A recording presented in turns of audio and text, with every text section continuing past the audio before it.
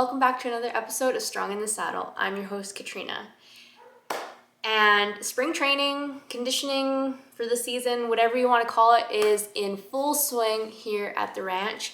Diesel is getting rode 6 days a week, weather permitting, and Junior's getting rode basically as often as I have time. So that's definitely usually Friday, Saturday, Sunday, and maybe another day in there as well. But Diesel's definitely my priority. He is definitely in full-time training, and I'm really, really excited to get him super fit, super muscly, and just ready for whatever we have on the go this year. I'm pretty sure I talk about like conditioning and that sort of a thing every single spring. So I kind of wanted to put like a different twist on this year's conditioning episode, just so it's not like regurgitating the same information. So today I want to talk about just maybe some of the things that people miss or just don't consider when they start conditioning their horses in the springtime. And the first one of those would be prioritizing rest and recovery. I know for myself, when it's nice out and like we're ready to ride and just get after it, I'm very, very tempted to ride Diesel every single day of the week. No days off. Hashtag no days off. But that's not fair to him. I still need to be very aware that he is not a machine, and just like people, he does need time to rest and recover. So it is important that I give Diesel at least one day off a week. My hand was forced with this, I think it was Tuesday or Wednesday of this week. It was so windy here. I was like, I did a little bit of lunging him in the arena just at a jog, and I was like, no, we are going to the barn. This is your day off. So it helps when there's days like that, because it's kind of like, I don't want to be out in a wind tunnel working my horse. I know it's not fair to Diesel, so it makes taking time off a bit easier. But I do try to schedule one day off per week.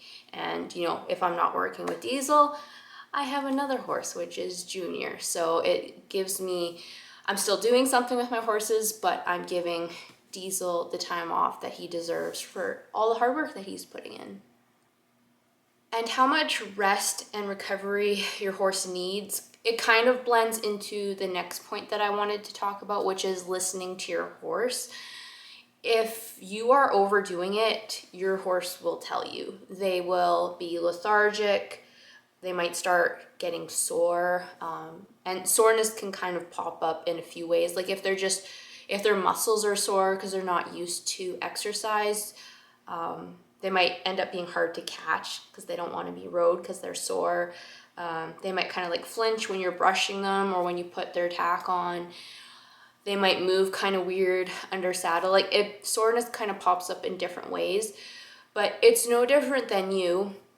If you're going from couch to weight training or like any sort of exercise when you're not used to it, you get sore relatively quickly, right? But as you get used to it, your body develops a resilience, and horses are exactly the same, because you got to remember, horses are made up of the same things that we are. They're made up of muscles, tendons, ligaments, bones. Like it's all the same thing, and it kind of basically on a very basic level responds the exact same way. So yes, you need to be very mindful to listen to your horse for what he is telling you. And the thing about horses, they can be very subtle in what they're trying to tell you.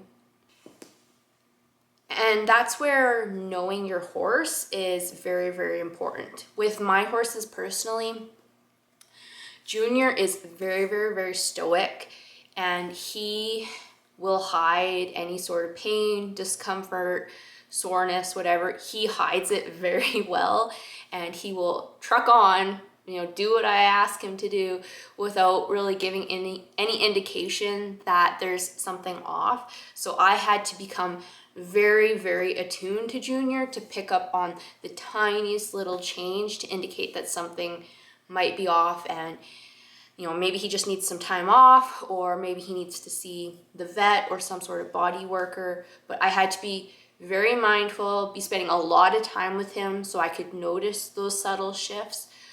Whereas with Diesel, he's a bit more expressive, I would say. So he's a bit more easier to pick up on. But I would say, as a whole, horses they're not inclined to tell you that there's something off. And that goes just back to instinct.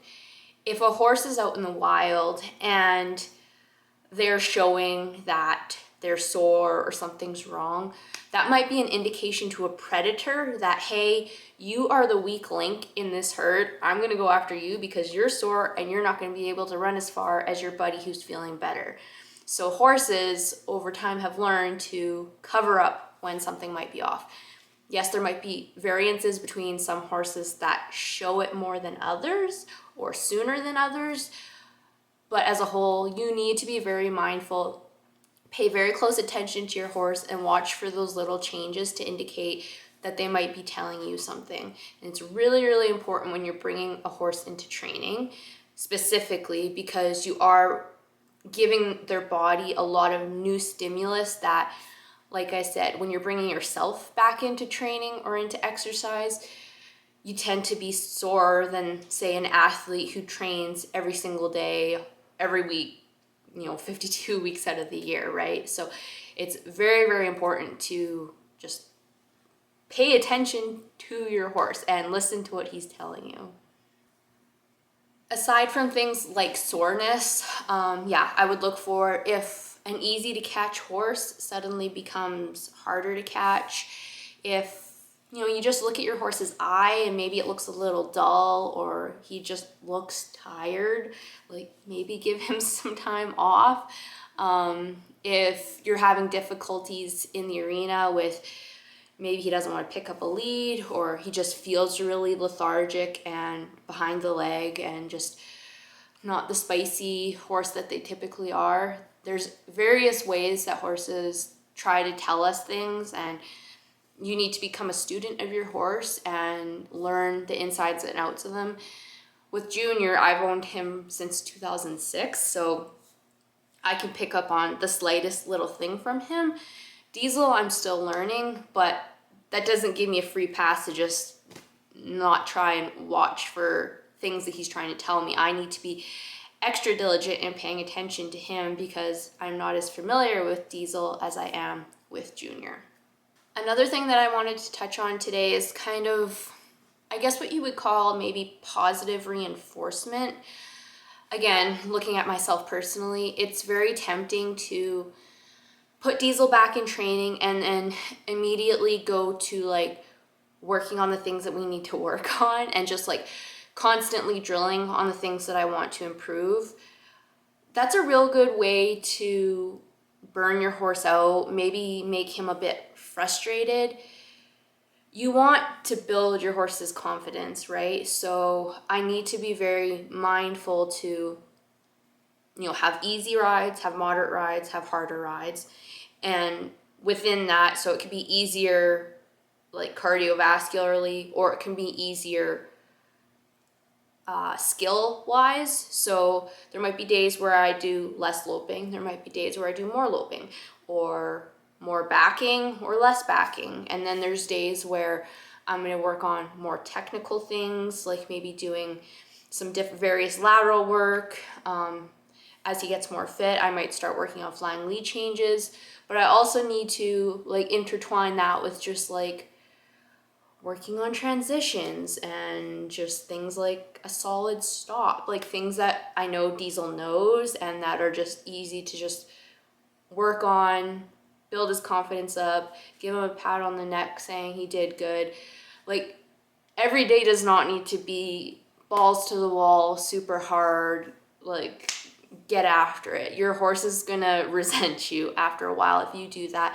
So it's very important to have ebbs and flows throughout your week, I would say. So being intentional about, just knowing that going hard every single day will likely result in you being not as far along as compared to if you just like did those ebbs and flows, build your horse's confidence up as you go, and more gradually increase, both the conditioning and the skill work. And that kind of also ties into my next point, which is talking about variety. So again, it's very easy for me to just go to my outdoor arena and I could lope circles all day. I absolutely love loping circles on my horse, but obviously, again, your horse is going to start resenting you if you're doing the same thing every single day. So within my training, I try to include some variety. So yes, we do work in the arena. I also have a full quarter section to ride on. So going out for trail rides. Within the arena, I can have just a bare arena.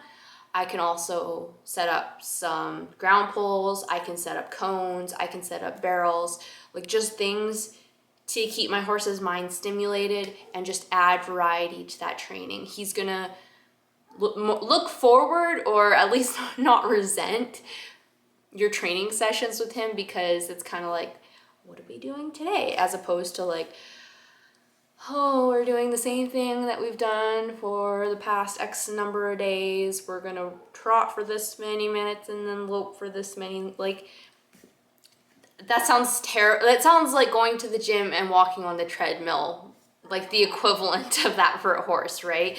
So trying to keep some variety in your horse, it's gonna make them happier, and it's just gonna make them better horses overall. Like, I feel like a horse who is just restricted to an arena and like basically the same session all the time is not a complete horse. I know some people are very much into the whole specialization thing, but I really think having more of a well-rounded horse goes a lot further regardless of what discipline you're doing. So yeah, like doing the arena work, doing the trail work, and just keeping it fun, right? That'll keep your horse a lot happier in the long run. And the last thing that I wanted to touch on today is just, I'm pretty sure I talk about this in every conditioning video that I do. It takes time.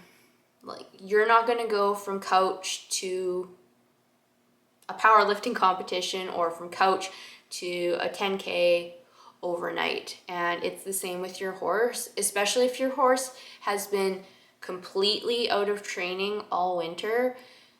It's going to take time. I forget what the rule of thumb is. I want to say like for every week that your horse has been out of training, it's going to take that many weeks to get them back. I don't agree with that. I would say it depends a lot on your horse. So I have Diesel, who is 5, and I have Junior, who's turning 24 this month. Diesel will come into condition a heck of a lot faster than Junior. I fully anticipate, like, if I am very, very consistent with Junior this year, he will maybe just be in condition by the time the season's over. And it's been like that for several years, just because, he had like most of last year off and this whole winter, which whatever, he's retired. So I have very low expectations on the level of conditioning I will be able to get by, say, October, which is fine. I don't have any goals with Junior other than to just make sure he's feeling good. Whereas with Diesel, again, he's 5. He did not lose all his conditioning. He was in very active training last year. Yes, he had a good chunk of the winter off, but it was interspersed with some activity, so he wasn't completely off. And he's very young. He's young. He will bounce back very fast. It's no different than an 18-year-old going to the gym, putting on muscle versus someone who's 55. Obviously, the 18-year-old is going to progress a lot faster than someone who's 55. So just keep that in mind. You need to be patient and just kind of enjoy the process. And just going back to what I said earlier, listen to your horse. They will tell you if they can handle more. They will tell you if you need to back it off a bit. So I absolutely love this time of year. I love, love, love it. I love being able to track our progress and just really get after it, see what we can do. I have very exciting training plans for Mr. Diesel, so be sure to stay tuned for that. You can follow me everywhere at Strong on the Saddle. And until next time, remember, it's always a good day to ride.